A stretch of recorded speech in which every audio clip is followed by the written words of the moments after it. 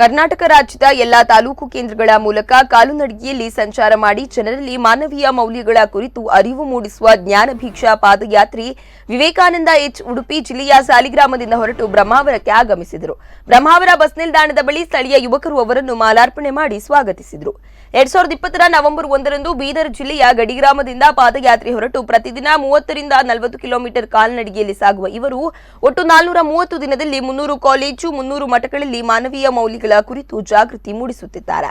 ರಾಷ್ಟ್ರೀಯ ಹೆದ್ದಾರಿ 66ರ ಬ್ರಹ್ಮಾವರದಿಂದ ಹೊರಡುವಾಗ ಇಲ್ಲಿನ ಎಸ್ಎಂಎಸ್ ಕಾಲೇಜಿನ ವಿದ್ಯಾರ್ಥಿಗಳು ಕೂಡ ಇವರೊಂದಿಗೆ ಕೆಲವು ದೂರ ಹೆಜ್ಜೆ ಹಾಕಿದ್ದು ವಿಶೇಷವಾಗಿತ್ತು.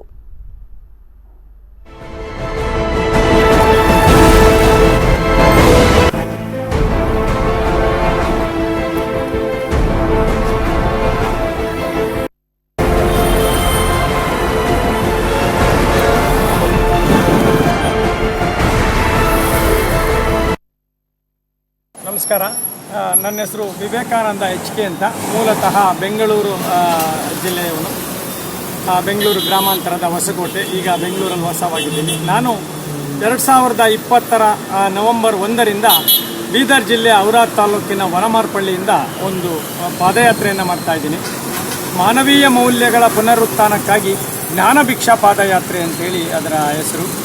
ಸೊ ನಾನು ರಾಜ್ಯದ ಎಲ್ಲ ತಾಲ್ಲೂಕುಗಳನ್ನು ಕಾಲ್ನಡಿಗೆಯಲ್ಲಿಯೇ ಸಂಪರ್ಕ ಮಾಡಿ ಹೋಗಬೇಕು ಅನ್ನೋದು ನನ್ನ ಸಂಕಲ್ಪ. ಅಂದರೆ ರಾಜ್ಯದಲ್ಲಿ 240 ತಾಲ್ಲೂಕಿದೆ.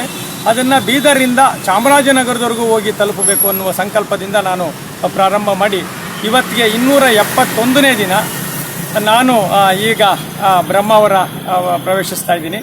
ಇಲ್ಲಿಂದ ಉಡುಪಿ